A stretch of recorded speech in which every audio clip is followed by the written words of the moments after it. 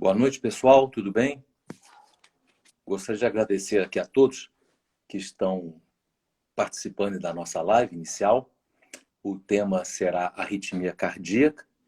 Nós estamos esperando aqui o doutor Bruno entrar.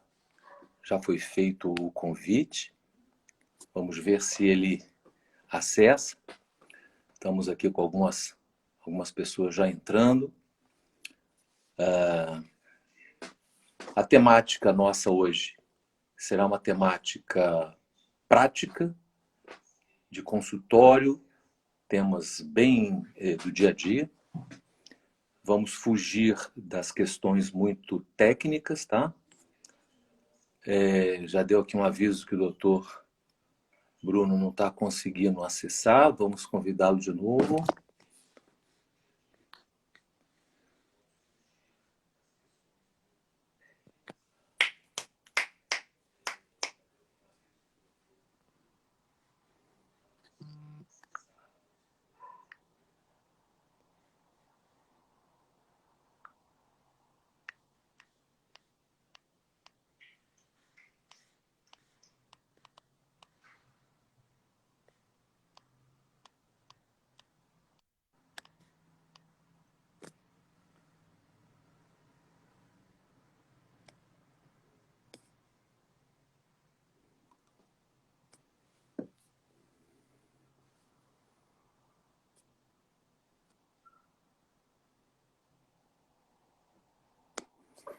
Muito bem.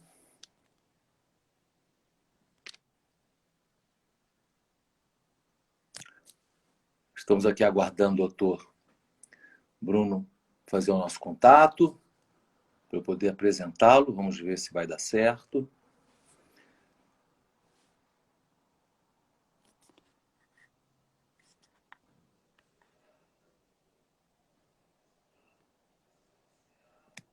Estamos aguardando. Dr. Bruno Andréa é um jovem especialista em arritmologia. Boa noite, Bruno. Jorge Brandão, Tudo tudo bem, bem? meu amigo? Boa noite. Boa noite. Um prazer enorme tê-lo aqui com a gente essa noite. E agradecer Prazer aí meu. ter aceito o nosso convite. Viu? É um prazer estar aqui e poder falar de um pouco do assunto que eu mais gosto, né? Tô De comentando, trabalho. antes de você entrar, eu estava comentando que nós teríamos oportunidade de falar com um jovem especialista em arritmia. Um colega jovem já trilhando aí no sucesso dessa especialidade. Eu gostaria de apresentá-lo, Bruno, às Perfeito. pessoas que estão participando. O Bruno é titulado pela Sociedade Brasileira de Cardiologia e com título de especialista pela SOBRAC, né? É a Sociedade Brasileira de Arritmias Cardíacas. É fellow em eletrofisiologia e arritmologia pela Universidade de Leipzig, na Alemanha. O seu alemão é bom? Você fala Mas bem tive alemão? que aprender, né? É Vamos ótimo. dizer um intermediário. Na época da Copa, do 7-1, você não estava lá não, né? Não, sofri aqui no Brasil mesmo. E o doutor Bruno, ele também é coordenador do setor de arritmia e eletrofisiologia do Hospital Unimed Volta Redonda. É um prazer novamente, Bruno, tê-lo aqui. E a proposta nossa é uma oportunidade de estar com um colega com a sua sabedoria nessa especialidade, uma oportunidade da gente poder trocar de uma forma bem informal situações de consultório, situações que o cardiologista e que o clínico enfrentam. Muitas das vezes pode parecer para você uma questão muito simples, mas para nós que não somos o subespecialista, a gente pede muito help a vocês. Bom, para nós começarmos, e não haverá uma sequência, nem assim uma coisa assim muito didática, vai ser mesmo bem coloquial e bem prática, que essa é a proposta. Ok? Beleza. Tá bom. Vamos lá. Ô, Bruno, uma das queixas que temos em consultório, que o cardiologista clínico, até o clínico, né, o clínico geral, recebe é o paciente com palpitações. E o sintoma palpitação, como qualquer situação em anamnese, pode perfeitamente ser dissecada e você, de repente, tirar algumas conclusões pela anamnese.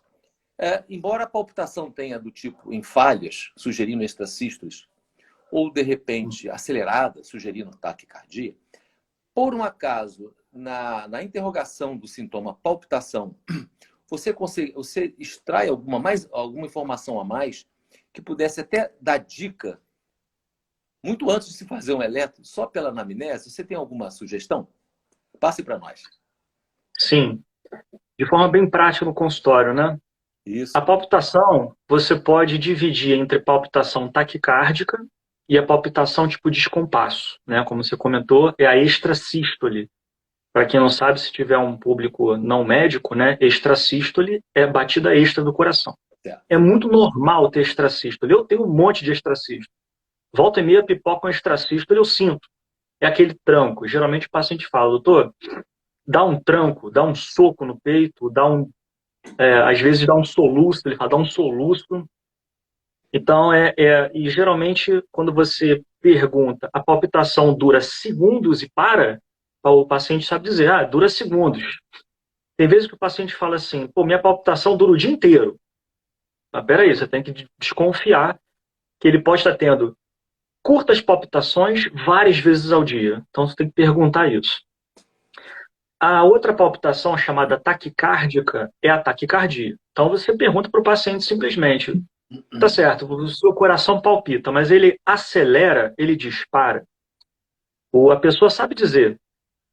E eu costumo ou fazer um movimento no tórax aqui, o ruído, ou bater na mesa. Assim, o seu coração dispara desse jeito? Aí eu gesticulo assim, eu falo assim, será que ele bate assim? De uma forma regular? Ou ele dispara assim, irregular? Olha, vou lhe dizer, só essa dica de anamnese, você consegue extrair uma taquicardia que seja regular, por exemplo, fluxo atrial, reentrada nodal, via acessória.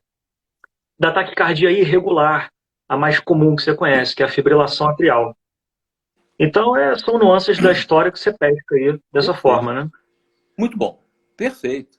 Isso já dá um direcionamento, né? Agora, e se eu tenho um paciente jovem, tá?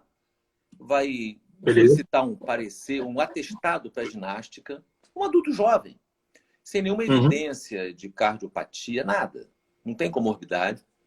E ele está cheio de extracístoles. Cheio não. Tem extracístoles supraventriculares.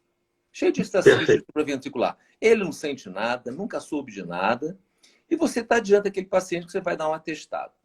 A presença de extracístoles supraventricular, sem nenhuma evidência, num paciente até adulto jovem, te traduz alguma coisa? Merece que veja algo a mais? É um preditor de algo a mais ou não? Ou você começa a questionar sobre determinados hábitos, ou que ele possa estar utilizando alguma coisa mais excitante? Qual seria a sua abordagem? Beleza. Então, a pessoa jovem, partindo do princípio assintomática, né? Sim. Vamos colocar o assintomático. Não tem nada. Faz academia, tem tal do pré-treino também, tem essas coisas aí. Certo, boa. Bom, ele tem extrasístole supraventricular. Então, a supraventricular é aquela acima dos ventrículos. Então, são os focos de extrasístole, ou são dos átrios, ou da junção atrioventricular. Se o paciente tem as arritmias, mas não tem evidência de doença cardíaca, vamos dizer, o paciente não usa nenhuma medicação estimulante ou substância, nada disso. Se ele tiver um coração normal assintomático, problema nenhum. Não precisa nem investigar mais. Só uma ressalva que é raro, nesse tipo de caso, se ele tiver mais de 20% de extracístoles. A sugestão é só manter uma investigação regular, a cada 6 meses ou a cada ano, se ele não vai desenvolver outras arritmias, tipo fibrilação atrial, né? Entendi. Agora, o paciente tem extrasístole assintomático, investigue na história, como você comentou, substâncias estimulantes. Por exemplo. Aí me perguntam muito o seguinte, ó, uma coisa simples do dia a dia, café. Café, chá, chocolate. Tudo isso é mito. Mito. A pessoa que tem arritmia supraventricular ou até ventricular, assintomática, não precisa parar café, chocolate, bebida alcoólica.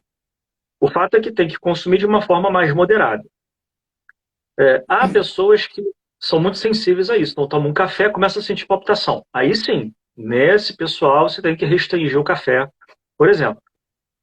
Mas investiga se ele está tomando um pré-treino, né, uma medicação dessa, ou, enfim, substâncias estimulantes. Tá. Se ele estiver tomando e tiver muita extrasístole, desencoraje ele a tomar. Não deve tomar. Né? Isso falando do assintomático. Quem tem sintoma, aí você vai partir do mesmo princípio. Substância estimulante, para e vê se melhora o sintoma. Perfeito. Não toma nada, mas tem muita extrasístole, aí você pensa em medicar se ele tem sintoma. Perfeito. Um remédio, mas pode liberar para o exercício numa boa. Ok, muito bom. Agora eu vou dar uma pimentadinha.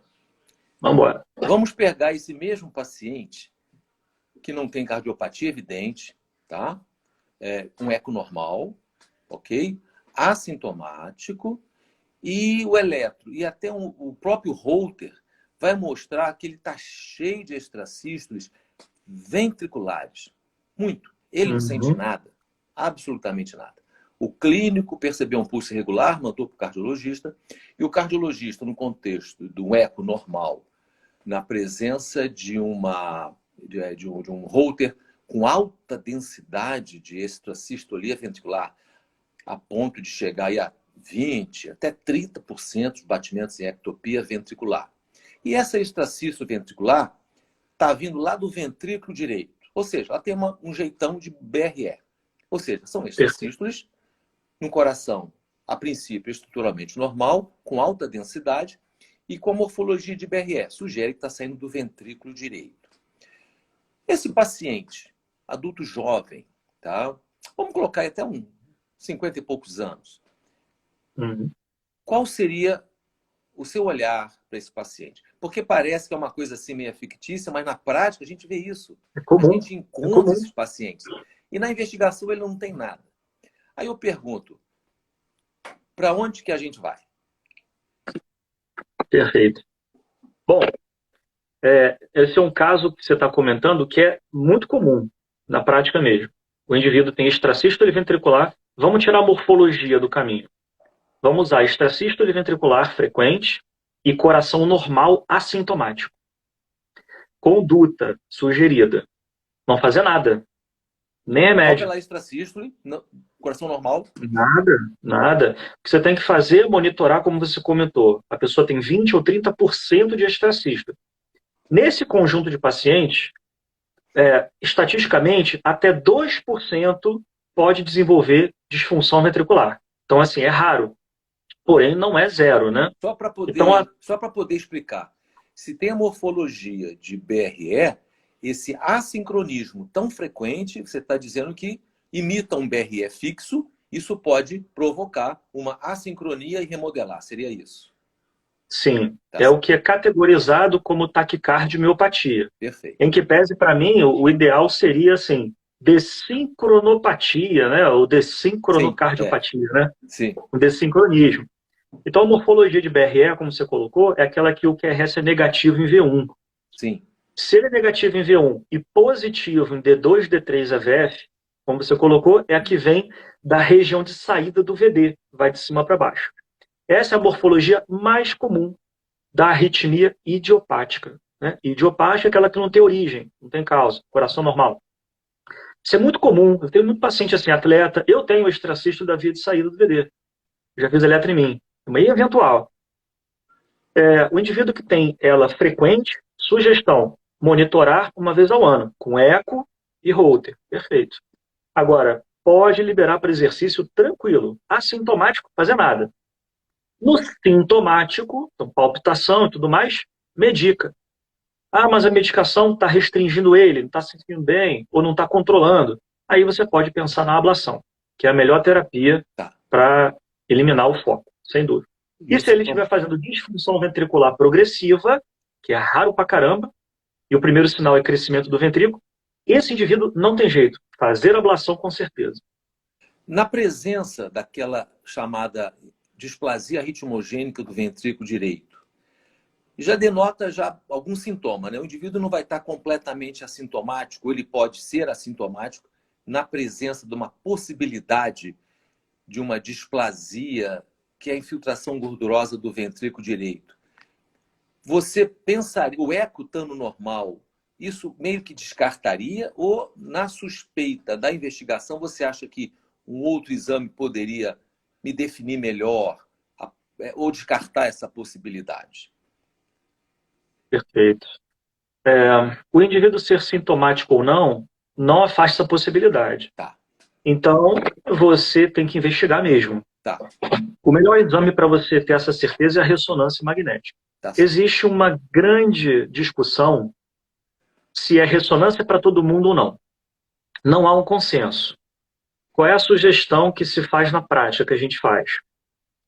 Você faz um bom eco, história da família, se tem morte súbita na família ou não, se tem alguma descendência europeia, tipo italiana, país mediterrâneo, e se o eletrobasal tem alguma alteração, que é aquela onda epsilon, ou a onda T invertida, de V1 a V4. Se não tiver nada disso, o indivíduo assintomático, coração totalmente normal, nesse indivíduo eu nem faço ressonância. Tá certo. Ok. Não é assim sempre, né? Aí você tem que ver aquele jeitão, como você comentou, o jeitão da arritmia. Ah, ele não tem só extracista, tem umas TVs não sustentadas. Aí eu acho que vale a pena uma ressonância. Estando normal, a cada 3 ou 5 anos você repete. Se ele não mudar o status clínico, né? Perfeito. Muito bom. Uma outra questão que eu queria ver a sua opinião é, na pesquisa de um sintoma de palpitação que não se consegue chegar a uma conclusão, eletro não ajuda, Holter muito menos, ou numa pesquisa de um paciente com quadro sincopal. Muito bem. Saindo do Holter, o que você usa? Que tipo de... Você tem usado registro de eventos ou registros mais prolongados ou até aquele implantável? Qual é a sua vivência? Qual é a realidade? Você tem lançado mão desse tipo de... Chega a necessitar desse tipo de registro? Excelente pergunta, porque falar de síncope, a gente precisaria ter um tempo maior na live. Mas, A nível basicamente, o de que eu faço? registro, Né? eletrocardiográfico. A nível de registro, Para a perfeito. pesquisa de uma possível síncope cardíaca do tipo arritmogênica, né? Que é a preocupação. Porque o paciente tem palpitação e desmaio. Você não consegue ver nada. Fez tudo quanto é exame. Aí temos que lançar a mão de alguma coisa que possa... Porque o Holter não mostrou nada. Você lançar a mão de algum tipo de registro, qual que você tem usado, efetivamente o tipo de método propedêutico. Na prática, como você colocou, paciente com síncope, taquicardia e síncope, mas um coração normal, né? Coração normal, lá você fez os exames e não identificou nada específico. Ao caracterizar a taquicardia, se ele faz taquicardia e síncope, próximo passo, estudo eletrofisiológico. Tá. Melhor do que o looper implantável. Ah, Por quê? Porque você bota o looper implantável. Pô, mas ele tem uma história de taquicardia e síncope. Pô, taquicardia, a história está muito clara. Se o teu looper, você pode até implantar, identificou taquicardia e síncope, ele vai acabar no estudo. Então, a sugestão mesmo prática, faz o estudo, isso inclusive é classe 1 de indicação, na nossa diretriz é de 2002, não foi atualizada porque não precisa atualizar. História clínica de taquicardia típica, sem documentação, com ou sem síncope, indica-se o estudo eletrofisiológico. E vale um comentário sobre a palpitação.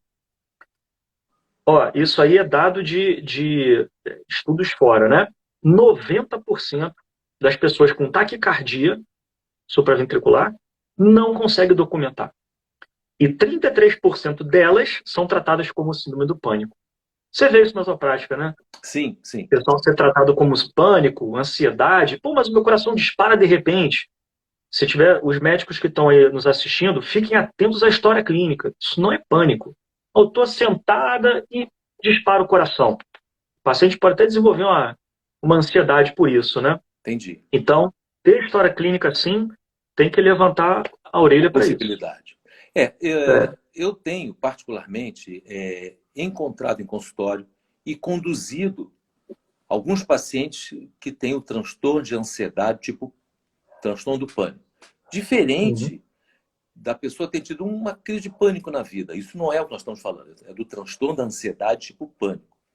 O Aham. clínico tem que puxar algumas coisas, agorafobia, fobia simples, e como é que a coisa surge.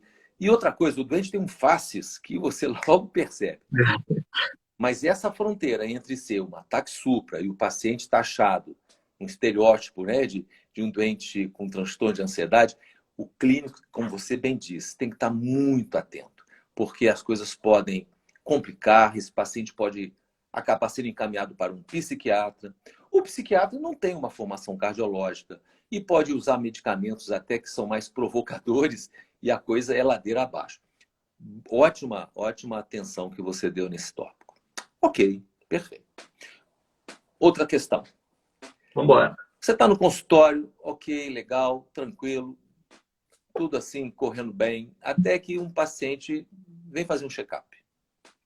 Ele tá, olha como é que eu estou puxando a questão do doente assintomático, porque esses doentes estão cada vez ficando mais frequentes em consultórios, né? As pessoas estão se cuidando, estão procurando. E aí, aquela história, se fuçar muito, acha, né? Mas esse paciente apresenta um eletro da consulta com uma pré-excitação ventricular. Não sinto nada. E tem uma pré-excitação ventricular, né? Ele não tem sintomas, então ele não tem a chamada síndrome de Wolff-Parkinson-White. Ele tem só o eletro com pré-excitação, PR curto e delta. Perfeito. E aí? Eu só me boto em encruzilhada, hein, cara. Mas é um tema muito importante, a gente discute muito isso.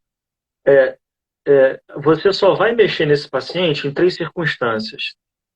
Se ele tem uma profissão de risco, algum risco coletivo, né, vamos dizer assim, piloto de avião ou motorista de ônibus, algo que envolva o coletivo, né? Ou profissional de um andaime, precisa estar um engenheiro, né? Um pessoal Aqui em que Volta fica em campo, Redonda né? tem guindaste, que eles operam guindaste e tal na CSN, né? Ah, E também é uma olha, coisa colocando 40, 30 toneladas ali e gente lá embaixo, uma coisa séria.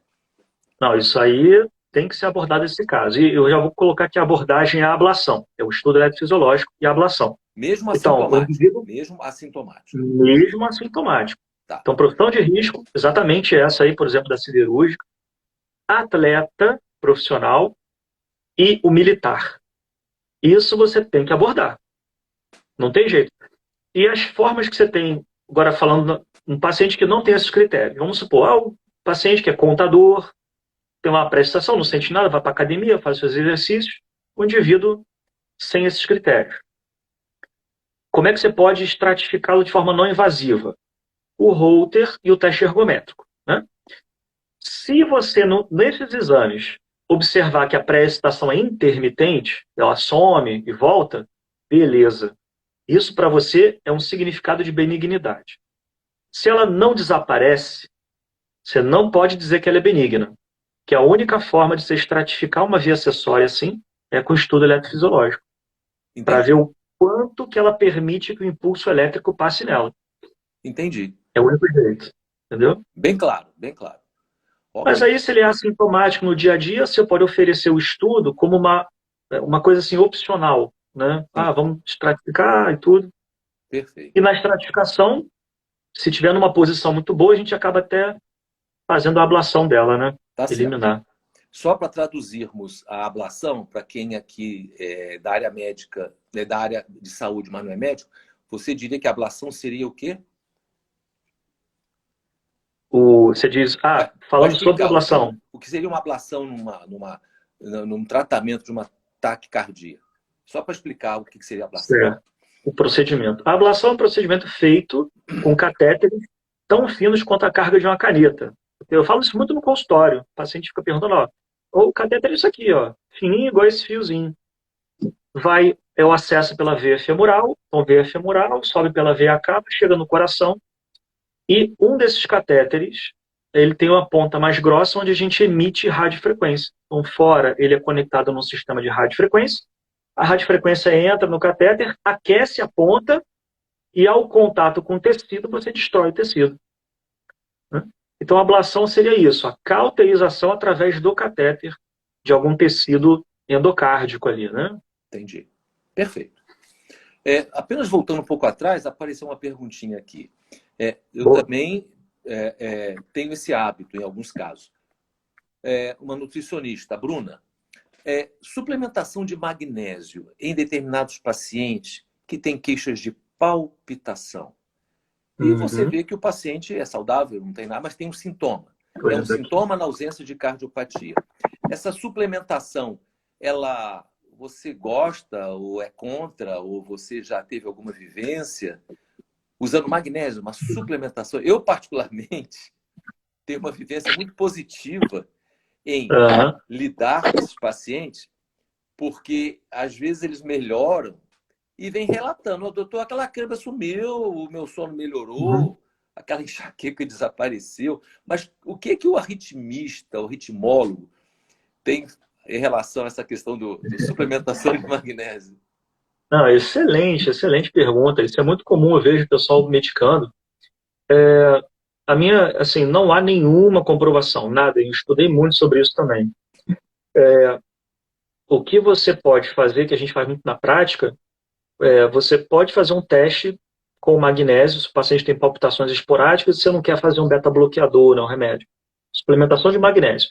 Se melhorar, se o paciente se sentir melhor, por exemplo, extracístole supraventricular, comum. Fez suplementação, o paciente se sentiu muito bem, poxa, estou ótimo. 3 meses suplementando, interrompe e observa como ele fica. Perfeito. Dá uma estabilizada. Porque o magnésio ele tem um potencial de estabilizar a membrana celular. Então, se ele tem um foco ali que você tem arrítmico, uma dos mecanismos é o excesso de cálcio no intracelular por instabilidade da membrana celular. O canal de cálcio ele acaba favorecendo o cálcio de entrar e faz focos de arritmia. Entendi. Então, o magnésio entra para estabilizar a membrana. Pode ser feito, ele é empírico, não tem comprovação, mas a gente vê na prática mesmo. Eu observo em alguns casos o paciente melhora. Perfeito. Aí eu faço isso, 3 meses até 6 meses, dependendo, e aí eu paro e observo. Tá ótimo, muito bom. Bom, passamos por extracístoles, falamos aí de pré-estação, enfim. Fibrilação atrial. Esse é o karma de todo cardiologista. Né? É uma arritmia frequente, né? E que, na verdade, no tempo atrás, eu me lembro, um parêntese, eu era residente no Rio e fazia parte do Clube do Ritmo, lá com o Ivan Maia. Eu estou falando dos anos 80. Dos anos 80. Isso aí por volta de 85. E o Ivan Maia, poxa, quanto tempo atrás isso, né? Fala baixo, não vamos falar muito de tempo não, senão denuncia. E na época não era a visão que nós temos hoje, né? Se encontrava a fibrilação atrial, a gente não tinha essa angústia tão grande e conhecia tantos detalhes quanto hoje. Então, mudou o conceito, mudou a visão, né? Sabemos que a fibrilação atrial, quando ela é permanente, quando ela é constante, cronificou, ela é capaz, né, de gerar muitas comorbidades. Muito bem. E uma das comorbidades principais é o tromboembolismo. Perfeito. O coração, que em vez de estar, o átrio, em vez de estar contraindo, ele está fibrilando. E o sangue ali fica meio parado, bem pisado, e de repente pode sair um coágulo, vai para a cabeça, para um braço, fazer um evento embólico.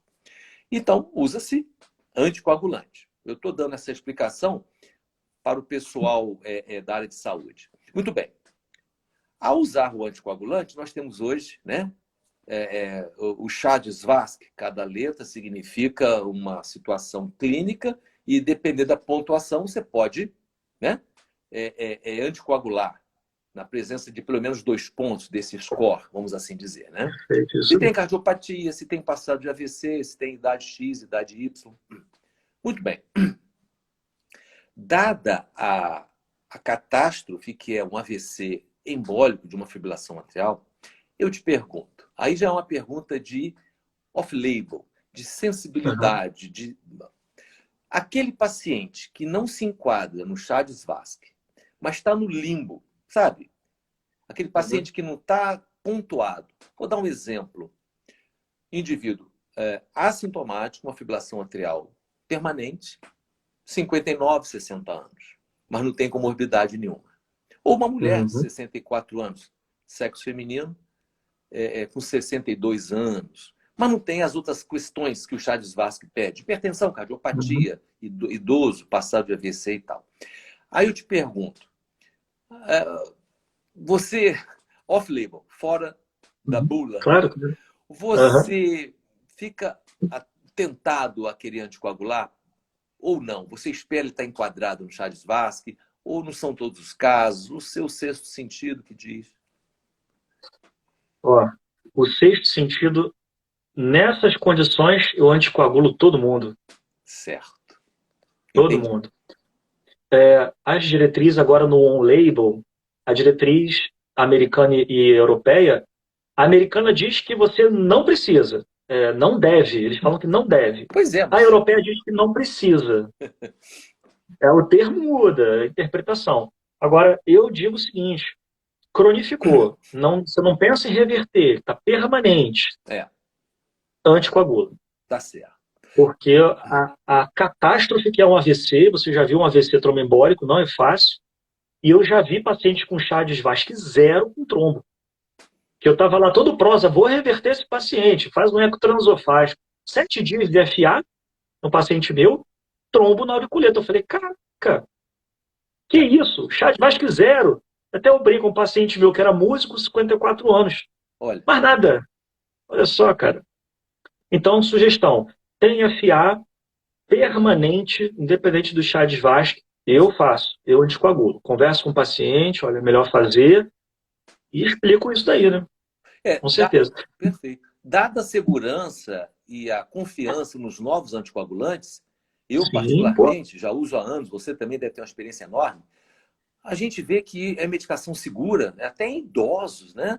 Então a gente fica animado de querer protegê-lo. Você tem alguma preferência entre os chamados novos anticoagulantes? Ou você enxerga todos igual? Ou depende do cliente? Qual é a sua tendência? Não, a minha tendência é individualizar de acordo, né? Vocês têm os anticoagulantes que se usam uma vez ao dia. Todos são muito bons e equivalentes, sabe, na prática. Nenhum deles foram comparados um com o outro, né? Mas eles, na prática, eu observo um conforto, como você falou. Todos. Não tem uma preferência. Como você falou, eu individualizo. Pacientes mais idosos, mais frágeis, polimedicados, a minha tendência é escolher um anticoagulante de uso único dia. Quando é muito idoso, aí eu vou para os estudos, né? Minha tendência é mais a pixabana e a doxabana, porque tiveram pacientes muito idosos. Mas o indivíduo ali, 50 até 80 anos, olha, eu uso todos, basicamente. Depende muito. É meio feeling, entendeu? Tá certo. Um pouco do feeling do dia a dia. Porque e um detalhe que é off-label, hein? Detalhe off-label. Já tem até trabalhos, não trabalhos, mas relatos de casos. Eu tive um caso assim, 2. Paciente com tromboauriculeta, feito da bigatrana 150, pelo menos a experiência que eu tive foi com da bigatrana. Já vi colegas com experiência com Riva falarem isso também. O trombo dissolveu-se o trombo. Então, foi uma experiência bacana. Então, eu acho que, pensando nisso, eu tentaria, um paciente com trombo, tentaria dar bigatrana 150, que é o mais, vamos dizer assim, seria o anticoagulante na dose que seria mais eficaz. Mas tem um risco maior de sangramento pela dose, né? Perfeito. Perfeito. Muito bem. Ok. E nessa situação atual, que as patentes estão caindo dos laboratórios que colocaram no mercado os novos anticoagulantes, eu faço uma pergunta capciosa para você. Estamos acostumados a usar o anticoagulante de marca do laboratório. Nada contra genérico, nada contra similar. Só que, se eu estou usando um genérico de um anti-inflamatório, um genérico de um analgésico, um genérico de um antibiótico, enfim, é uma coisa. Pode não fazer o efeito talvez que você deseje e tal, enfim, mas quando se trata de anticoagulante, ou vai ou racha. Eu te pergunto, você está seguro no momento atual de olhar para a questão valor e, olha, esse paciente, olha, eu tenho aqui o genérico, que é mais baratinho, etc. Eu não estou entrando duvidando. É a questão da segurança nossa de anos usando o da marca. O que você me Aham. diz? O que você me fala? Qual é a sua impressão? Genérico, nesse quesito, não usaria mesmo. Porque a anticoagulação, você não tem como medir a eficácia dela. Não tem exame Por exemplo, você está laboratorial. É, por exemplo, você está usando uma losartana genérica, você vê isso muito, né? E não está controlando a pressão. ok. Vai para a losartana de marca, É, controla. perfeito. Agora, o anticoagulante você não mede, cara. Você vai medir quando der o AVC. Exatamente. Então, nesse sentido, ó, não usar genérico, isso para mim, cara, não uso. Não Perfeito. uso mesmo. Essa sua opinião é a minha também, e nós ainda não estamos com segurança suficiente, né? Mas, enfim, Uhum. estamos com a mesma opinião. Ótimo. Ainda na fibrilação atrial, nessa arritmia, nós sabemos que a ablação, e que você bem explicou aí para que serve, qual é o candidato ideal quando você recebe encaminhado para uma ablação da fibrilação atrial? Nós sabemos que a eletrofisiologia, através da técnica da ablação, do mapeamento, que é justamente a alma da sua especialidade, pode deixar o indivíduo com seu ritmo preservado, né? Qual é o cliente que você gosta de receber para encaminhar para a ablação? Porque tem fibrilação atrial e fibrilação atrial. Depende do Perfeito, cliente. isso aí. Tem aqueles que você já, na própria investigação, você já pode, né, Bruno? Dizer, olha, não vai ter benefício. Então, qual é aquele cliente que você recebe, você dá aquele sorrisão e fala, olha, o senhor vai ser muito beneficiado e você, na sua especialidade, vai poder ofertar essa questão salutar para o cliente. Qual é o melhor cenário de FA? Quando você pega qualquer procedimento médico com a boa indicação, você fica muito feliz porque você sabe que vai ter sucesso, né? Como você colocou muito bem. Melhor paciente para ablação. Eu gosto muito de falar, até para os residentes, os acadêmicos, quando eu falo, Deus botou o nosso sinusal onde ele está, não foi à toa, não é não? Então, o que eu falo? O paciente entrou em fibrilação atrial, o melhor cenário, fibrilação atrial recente, de melhor forma, aquela paroxística, que é aquela que vai e volta, ou até a persistente, mas que não seja de longa data, volta assim, pelo menos menor do que 1 ou 2 anos, se possível. Então, é FA de início recente, átrio de tamanho, geometria, não só volume, mas geometria que a gente usa mais nos estudos. De geometria normal. O que é o normal? Que eu poderia considerar normal, assim, com bom resultado. Abaixo, o átrio abaixo de 45 milímetros de diâmetro. Esse é bem legal. 50 milímetros já fica ruim. Passou de 50, o resultado atinge cifras de 40% a 60% de sucesso. Então, FA recente, átrio de geometria boa e um paciente mais jovem. Né? Jovem que eu digo, hoje em dia a idade não é critério não, viu? Mas jovem que eu digo seria um indivíduo abaixo dos 80, 85 anos hoje em dia. Então é o Entendi. cenário perfeito. Perfeito. Muito bom. No Né? segmento desses pacientes que foram ablacionados, né? Como é que é o resultado? Traduz aí Ótima para nós pergunta. o seu resultado. O que você tem observado? Ótima pergunta. Eu publiquei em 2015, lá no Congresso da SOBRAC, né, de arritmia cardíaca, nossos resultados em 144 pacientes, acompanhados por 2 anos. Fibrilação atrial paroxística, aquela de início recente, 92% em sinusal. Fibrilação atrial persistente, né, de longa data, 65% em sinusal. Acompanhando, dizendo sem remédio. Sem Tá, remédio. perfeito. O persistente, com remédio, com e sem remédio, nesse grupão, no máximo a gente atingiu 65% de sucesso. Então é um bom sucesso, é muito bom. Perfeito. Perfeito. Né? Saindo desse cenário da ablação da FA, o que os estudos mais atuais mostram na comparação entre controlar a frequência e anticoagular ou partir para uma reversão? Essa comparação, em que pé que estão as coisas? Olha, os estudos, eles, os mais atuais, diferente do que o AFIRME, né, que foi aquele estudo que falou de controle de frequência é igual a ritmo sinusal em sobrevida, né, em risco de morte. Os mais atuais falam o seguinte: o sinusal é melhor, indiscutível. O último estudo que tentou provar com mortalidade se a ablação era melhor do que o controle de frequência, né, o remédio, ele não provou redução de mortalidade, que foi o estudo Cabana, em que pese muitos pacientes, num crossover que a gente chama, né, pacientes do grupo remédio acabou indo para ablação, em 12%. Então foi um crossover muito grande. E quando reanalisaram esses grupos, viram que o grupo ablação, com mais pacientes, teve redução de mortalidade. Entendi. Só que aí os trialistas, lá o pessoal dos trials, falaram: não pode fazer isso, não pode fazer isso, não é cientificamente adequado e tudo mais. Agora, os estudos todos menores, todos colocam a favor a ablação do que a, o controle o controle com sinusal no remédio e o controle de frequência cardíaca, ou seja, em FA. Então, a ablação ela tem sido, vamos dizer assim, a nossa melhor opção contra a fibrilação atrial no momento. É o que a gente tem. E uma novidade, eu acho que é interessante, até antes da pandemia isso estava mais difundido, começou, né, a pandemia atrasou um pouco. A ablação sem catéter. Você já ouviu falar nisso? A Olha, ablação sem catéter. Que ela é usada com os. É mais ou menos como se fosse a radioterapia do câncer. Mas tem formas de você mapear as arritmias e é como eles falam, dar o tiro da radioterapia no ponto certo, sem ter que botar catéter ou abrir nada. Isso eles interessante. estão fazendo nos Estados Unidos.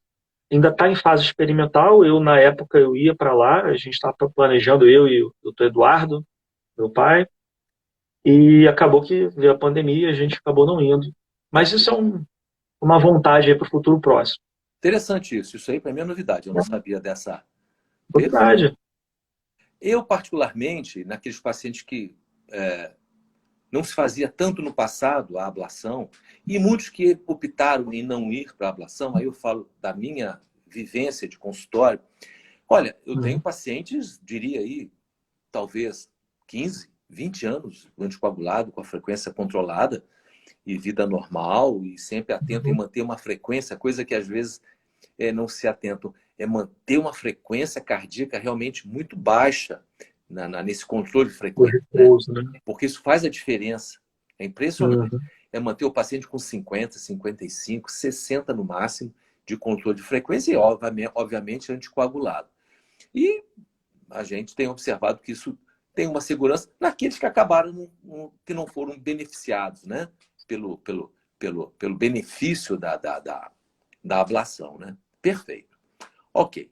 Bom, pulando um pouquinho da fibrilação atrial, que a gente acha que já deu para dar uma pincelada muito boa. Uhum. Enfim, pacientes que têm que ter um tratamento assim, não farmacológico, como prevenção de morte súbita. Eu estou me referindo à prevenção primária. Isso é um outro capítulo, né? Pacientes que têm alto risco de morte súbita, não foram ressuscitados, não tiveram morte súbita abortada e não é de prevenção secundária. É quem tem doença com risco para, né?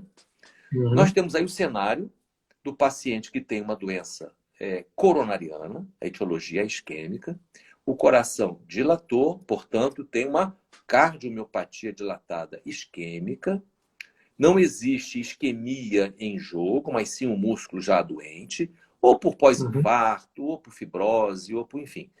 E ele tem uma fração de ejeção baixa, menor que Uhum. 35. Esse Perfeito. cenário de uma cardiomiopatia com uma fração de ejeção muito reduzida, esses pacientes possuem um risco maior de morte súbita e que possam se beneficiar do implante de um cardioversor desfibrilador implantável, né? Uhum. Eu te pergunto, isso avançou para a população com cardiomiopatia, fração de ejeção abaixo de 35, mas não isquêmica, na prevenção Boa primária? O que pergunta. você pode me Boa dizer? pergunta. Depois de eu responder a sua pergunta, temos duas perguntas aqui no grupo, aí você dá uma olhada. As duas últimas, do Ludson e do Dr. Juan.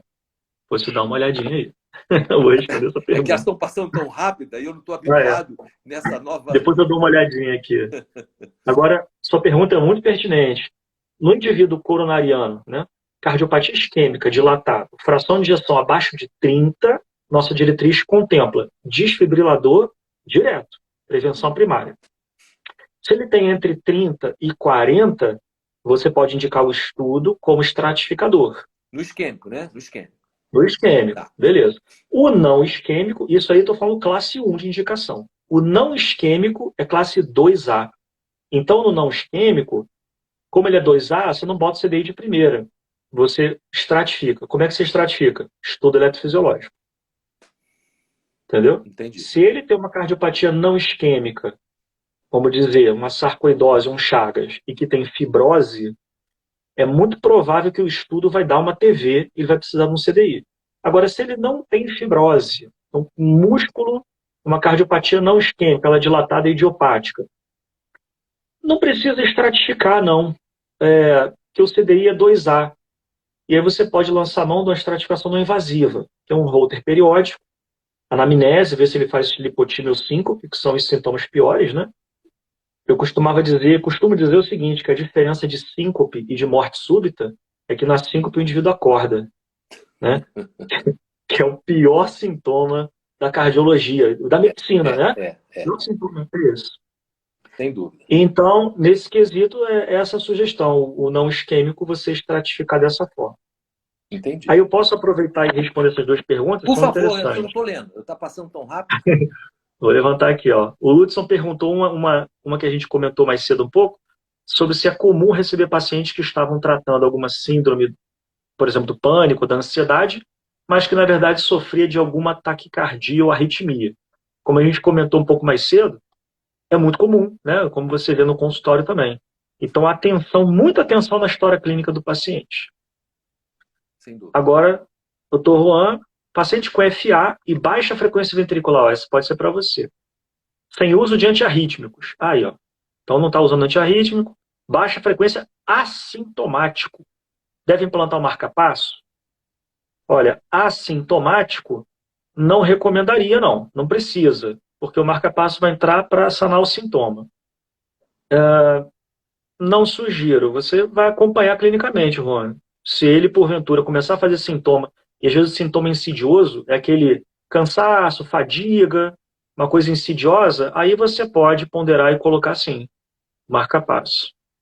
E a Carla elogiou a pergunta do Dr. Juan, espero ter respondido também a Carla. Perfeito. Legal, muito bom. Muito boas perguntas. Olha, o meu repertório para essa live se esgotou. Eu não sei com relação aos colegas que estão participando, vão colocar alguma pergunta. Você tem alguma questão aí prática no sentido... Antes de eu te fazer essa pergunta, voltando àquela de pânico, as coisas podem estar associadas. O indivíduo pode ter um transtorno de ansiedade tipo pânico e ter também um ataque à arritmia, um ataque supra. Isso pode acontecer. Ele faz ablação, fica curado, mas continua tendo as idas ao pronto-socorro com transtorno de pânico. Só para poder, enfim. Agora, eu queria te deixar à vontade para o que você tem aí de contribuição, de uma questão prática que a gente talvez não tenha conversado e que a gente possa usar no nosso dia a dia. Então, eu vou colocar uma coisa prática. Primeiro, eu vou contar uma história bacana. Quero o pessoal poder matutar umas perguntas aí. Falando desse lance da ansiedade, tudo, a gente teve um paciente de 60 anos, morador de Nova Iguaçu. Taquicardia desde os 20. Só que não documentava. Não documentava. Tinha taquicardia e tal, passava mal, não sei o quê. Foi em vários colegas médicos, clínicos, foi até no psiquiatra, passou a usar medicação psiquiátrica. Pânico, né? Rotulado, pânico. O que acontecia com ele? Ele tinha crises na rua, tomava o SOS lá, era um diazepínico, aí ia para casa, repousava, dormia, passava a crise, né? Melhorava. Ele tinha tanto medo das crises que ele não viajava, não saiu de Nova Iguaçu por 40 anos. 40 anos sem Nova Iguaçu. Até que ele foi recomendado por um colega médico à época, que é um colega nosso. Ele ouvia a história assim e falou, rapaz, isso deve ser arritmia. Procura lá o Eduardo, na época foi meu pai. Atendemos, falou, olha, isso aí é taquicardia. Vamos fazer o procedimento. Eu não tinha documentação. Fizemos. Via acessória. Ele tinha uma via acessória oculta. Fez a ablação, acabou. Ele ficou 1 ano ainda, Brandão, sem sair de Nova Iguaçu com medo, achando que ia ter a crise. Mas o que que ele tinha? Ele tinha extrasístole, que era o gatilho, mas não entrava em taquicardia. Aí eu falava isso para ele, rapaz, isso é muito bom. Isso mostra que você está curado, pô. Você está tendo ameaças, mas não dispara. Depois de 1 ano, ele não voltou mais na consulta. Eu acho que ele passou a viajar o mundo inteiro e, meu amigo, foi tirar o tempo perdido. Muito interessante essa história. Essa foi bem interessante mesmo. Nossa. E agora uma coisa de muito prática, assim, tem uma pergunta aqui, ó. A Tânia, terapeuta, meu filho de 11 anos vai fazer a ablação com você em julho. Ah, o Arthur. Ih, que legal. O Arthur, verdade. O Arthur Gobi, não é isso, Tânia? Fazendo ablação, tem risco da arritmia voltar? Tem. Tem possibilidade de voltar, dependendo da arritmia, mas a faixa de retorno é de 0,2% até no máximo 2%, dependendo da arritmia, né? De onde está localizado ali o foco de arritmia. Tem chance de voltar, sim. Aí já me perguntaram assim, e se voltar, pode fazer de novo? Pode. Eu já tive paciente que foi até a 5ª ablação. Eu tive um paciente que era fibrilação atrial bem refratária. Ele fazia ablação, ficava 1 ano bem, recidivava. Aí fez de novo. Na 5ª ablação eu falei, cara, olha só, vamos botar um marca-passo, fazer uma ablação definitiva. Aí, ablação do nódulo AV, e o marca-passo fluiu, e ele não está nem acompanhando mais comigo, o marca-passo dele. E uma coisa prática que eu queria colocar, como você comentou, sobre a palpitação. Como é que eu faço no consultório? Vem o indivíduo, queixa clínica típica de taquicardia. Típica. Eletro normal, eco normal. O que eu faço? Inicia remédio. Empírico mesmo. Porque isso para você vai ser um teste terapêutico. Eu, particularmente, se ele não tem contraindicação ao beta, eu inicio beta. Beta bloqueador. Eu gosto muito do metoprolol. Cada um tem a sua experiência com beta bloqueador, né? Mas eu gosto do metoprolol. Também propranolol para criança é muito bom. Eu evito um pouco o atenolol, porque tende a dar mais uma hipotensão. E o bisoprolol também, né? Tende a mais uma hipotensão. Eu uso mais na pessoa hipertensa. É hipertenso. Bom, então o bisoprolol se encaixa muito bem. Inicio e acompanho a cada 3 ou 6 meses. Doutor, melhorei pra caramba. Então isso para mim já é um indício. Deve ser uma taquicardia. Aí eu ofereço o estudo como para diagnóstico e possivelmente ablação. Entendeu? Perfeito. Então na prática eu faço assim. Muito bom. Muito bom essa dica aí, porque realmente essa clientela é muito grande. Não são poucos pacientes, não. Ô, Bruno, nós estamos aí com 50 minutos de live. E eu confesso a você que foi muito produtiva. Eu sou seu fã, você sabe disso. Cara. E, consequentemente, fiquei mais fã de você, sentindo essa firmeza. E os próprios clientes, né, quando vêm de você, nos relatam a mesma coisa. Isso é muito bom. Eu não sei se nós temos alguma pergunta a mais que você tem acesso aí, você que está lendo. Não, eu recebi, acho que eu observei. Já tem um comentário da Carla aqui que está com a gente, que fez a ablação há 20 anos atrás e está curada. Pô, que bênção, parabéns, Carla, isso é muito bom, né? Porque eu vejo como as pessoas com taquicardia, com arritmia, como é ruim. Pô, a qualidade de vida é muito ruim, né? A insegurança. Nossa, doideira. É uma coisa assim danada. E que bom que a gente pode proporcionar isso, né? A gente brinca muito com o pessoal da hemodinâmica e que o Paulo César de Moraes não me escute. Mas eu falo assim, que a única coisa que... Essa palavra é do Eduardo, do meu pai. Ele falava assim, a única coisa em cardiologia que cura alguém é a ablação. Já percebeu isso? Pô, remédio não cura, remédio ajuda.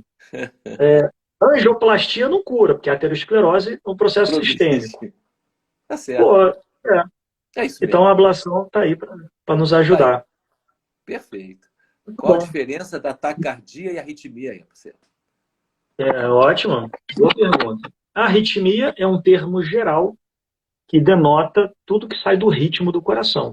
Então, dentro das arritmias, basicamente você tem as arritmias tipo descompasso, extrasístole, arritmias que aceleram, aí a taquicardia, e arritmias que alentecem, são as bradicardias.